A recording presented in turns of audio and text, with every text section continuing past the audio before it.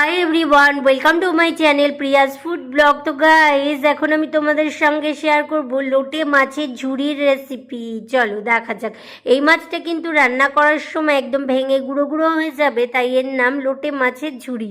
খেতে কিন্তু ভীষণ টেস্টি। তো চলো দেখা যাক আমি এখানে কি কি ইউজ করছি। এখানে দেখো আলু কেটে পরিষ্কার করে ধুয়ে নিয়েছি, আর এখানে আছে কাঁচা লঙ্কা, তারপরে রসুন, টমেটম, আর আছে এখানে কুচানো পেঁয়াজ। তো চলো দেখা যাক আমি এই লোটে মাছের ঝুড়ি কিভাবে বানিয়ে ফেলি। প্রথমে গ্যাস অন করে আমি কড়াইটা ভালো করে গরম করে নিয়েছি, আর এবারে আমি ঢেলে দিলাম তেল। এখানে আমি healthy and tasty rice brand oil use করছি। আর এবারে দেখো এখানে আমি গরম তেলে ঢেলে দিলাম কালো জিরে, শুকনো লঙ্কা। এগুলোকে একটু ভালো ভাজা করে নিয়ে আমি দিয়ে দিলাম থ্যাতো করা রসুন। ঠিক আছে, রসুনটা কিন্তু থ্যাতো করতে হবে, এটা মাস্ট বি। আর তারপরেই আমি দিয়ে দিলাম এখানে কুচানো পেঁয়াজ। তো দেওয়ার পরেই দেখো সব কিছুকে একটু নাড়াচাড়া করেই আমি দিয়ে দিলাম এখানে টমেটম। তো টমেটোগুলো দেখো কেটে রেখেছিলাম, সেটাই দিয়ে দিয়েছি। তো এবারে সব মিলিয়ে একটু ভালো করে ভেজে নিচ্ছি।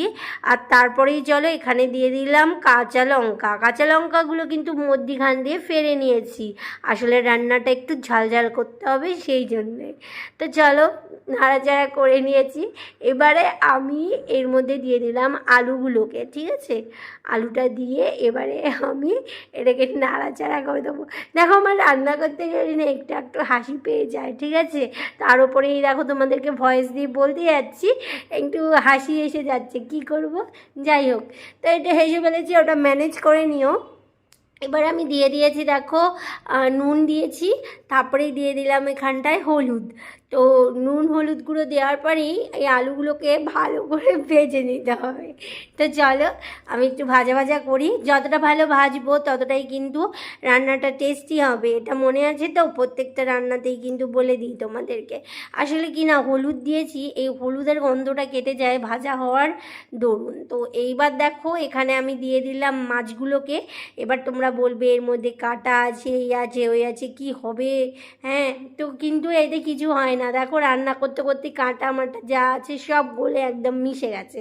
তো মিশে যাওয়াতেই এটা বেশি টেস্টি হয়। আমি তারপরে কিন্তু এখানে দিয়ে দিয়েছি লেবু পাতা, মানে গন্ধরাজ লেবুর পাতা।